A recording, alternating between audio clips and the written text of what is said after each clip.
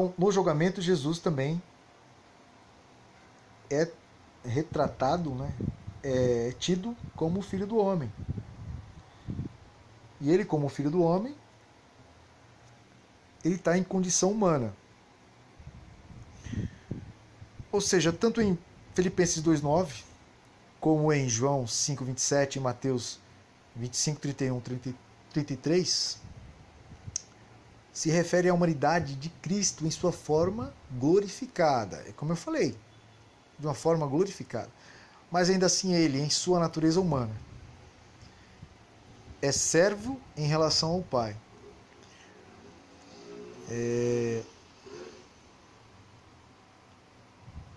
Jesus sempre vai ser servo do Senhor. Vai ter que se colocar nessas situações.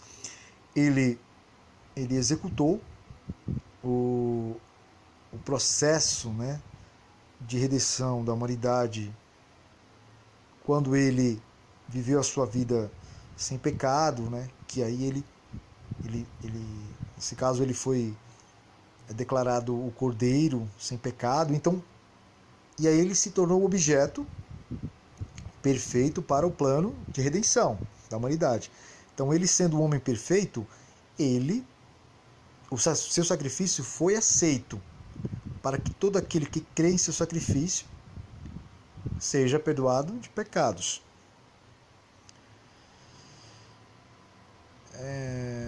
Veja esse texto aqui, ó. Eu não posso de mim mesmo fazer coisa alguma, como ouço. Assim julgo. O meu juízo é justo, porque não procuro a minha vontade, mas a vontade daquele que me enviou. João 5,30. Fica patente, então, que ele ainda é visto em forma de servo, pois ele procura a vontade de quem o enviou. Em outras palavras, como em sua obra messiânica, ele fala do que é a vontade do Pai. A gente tem umas referências aqui, lá em João 12, 49 e 15, versículo 15. No julgamento final, ele novamente realizará a vontade de Deus, Pai. Quer dizer que ainda, até aquele exato momento, ele vai exercer o seu papel de filho do homem, de servo de Deus. Inclusive é interessante que em Apocalipse ele vai aparecer como o cordeiro imolado. É interessante isso, porque ali, até aquele exato momento, ele exerce também essa função de que ele é a peça, o objeto, né, que seria esse cordeiro sem pecado que tira o pecado do mundo. E só através desse sacrifício é que o homem ele é perdoado, que ele é salvo. O texto reforça pelo contexto. Pode ser entendido de forma satisfatória. Estudemos mais alguns textos da Bíblia que auxiliam na compreensão desses versículos. Vamos lá então. Mas a nossa pátria está nos céus, donde também aguardamos um Salvador, o Senhor Jesus Cristo, que transformará o corpo da nossa humilhação para ser conforme ao corpo da sua glória, segundo o seu eficaz poder de até sujeitar a si mesmo todas as coisas. Filipenses 3, 20 e 21. Vemos nesse texto uma asseveração que Jesus Cristo sujeita a si mesmo todas as coisas. Mas em Coríntios 15, 27, fala que o Pai subordinou a Cristo todas as coisas. Acontece que Filipenses 3, 20 e 21 assevera a onipotência de Cristo em forma divina. Onipotência é um atributo exclusivo, como todo mundo sabe, da divindade, expresso também na Bíblia na forma do nome Todo-Poderoso. E aí, vejamos em Apocalipse 1,8 o que aqui diz. Vamos ver lá. Eu sou o Alfa e o Ômega, diz o Senhor, aquele que é, e que era, e que há de vir, o Todo-Poderoso. E aí vamos conectar, vamos sincronizar esse texto que nós acabamos de ler com Apocalipse lá 22, 12 e 13.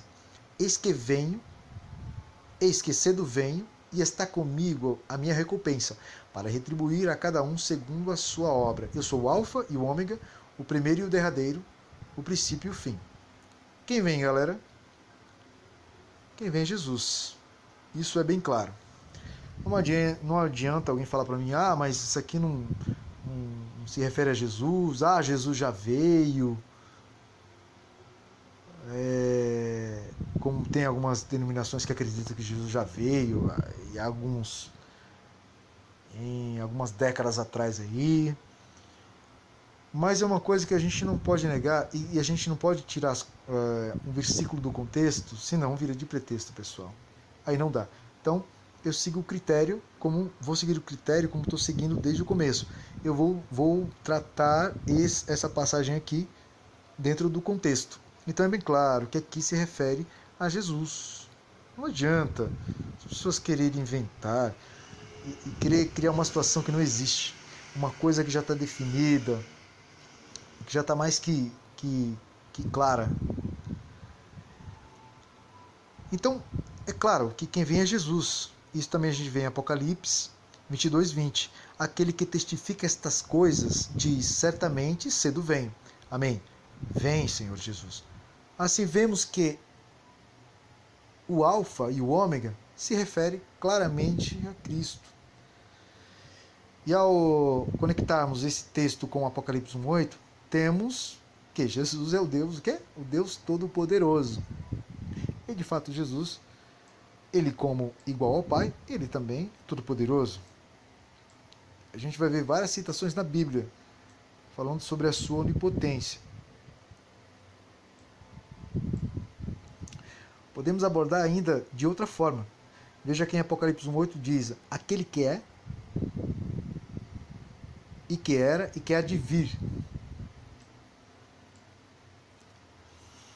Esse nome indica a imutabilidade do ser de Deus e suas promessas. Tem uma referência aqui em Hebreus 6,17. Essa nomenclatura tem uma incrível conexão com o Êxodo, por incrível que pareça, pessoal. Essa passagem de eu sou, né? A nomenclatura em si, e também aquele que é e que era e que há de vir, tem uma conexão muito forte em Êxodo. Porque lá a gente vai ver quando Deus fala com Moisés. Quando diz assim, respondeu Deus a Moisés: eu sou o que sou. Disse mais: assim dirás aos filhos de Israel: eu sou, me enviou a vós. E Deus disse mais a Moisés: assim dirás aos filhos de Israel: o Senhor, o Deus de vossos pais, o Deus de Abraão, de Isaque e de Jacó, me enviou a vós. Este é o meu nome, eternamente, e este é o meu memorial de geração em geração. Vejamos que Moisés substituiu eu sou por Senhor. Você vai ver ao decorrer lá do Êxodo e os outros livros seguintes, de que Deus é tratado de Senhor. E que, por sinal, esse nome depois foi atribuído a Jesus também, tá, pessoal? Porque, como sabemos, o Antigo Testamento teve uma tradução chamada Septuaginta. Esse é o nome dado à tradução do hebraico para o grego do Antigo Testamento, certo? Ok. E o que é mais interessante é que a palavra Senhor, que no grego significa Kyrios, né? Kyrios, olha só, Kyrios, é uma palavra de origem grega, que significa Senhor, Lorde ou Mestre, e é utilizada como sinônimo de Deus ou Jesus entre os cristãos gregos. Então, foi exatamente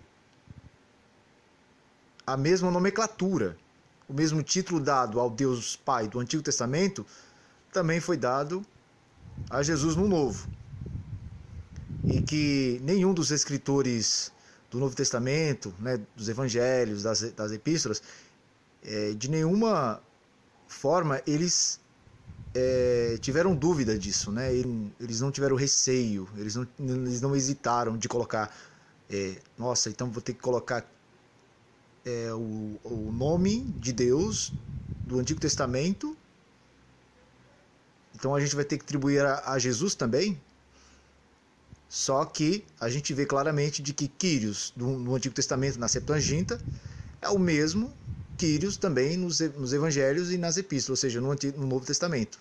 Jesus é tratado como Senhor, Lorde ou Mestre, né, conforme vimos aqui no significado da palavra, né, de origem grega.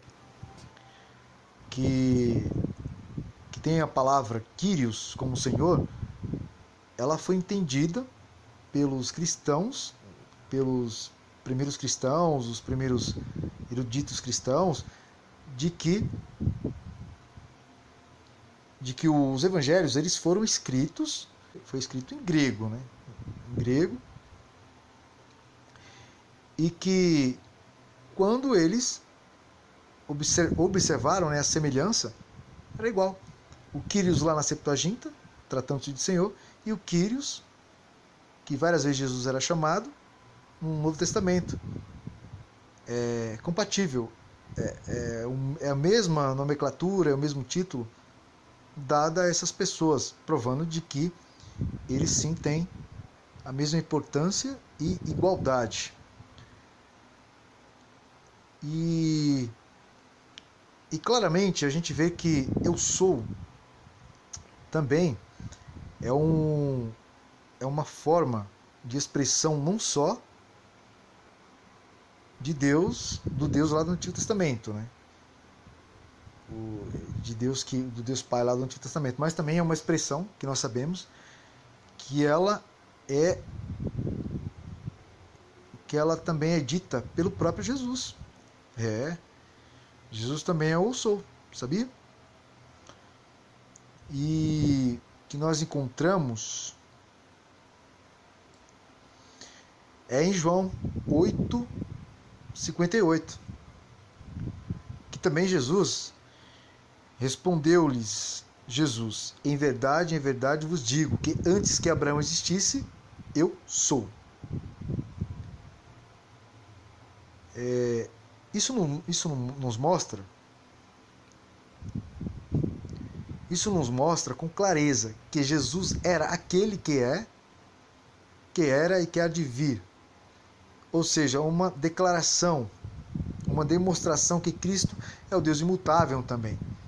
Se Ele é o Deus eu sou e Ele é o Todo-Poderoso, automaticamente é um atributo divino, que é a sua imutabilidade. E Ele prevalecerá como Deus.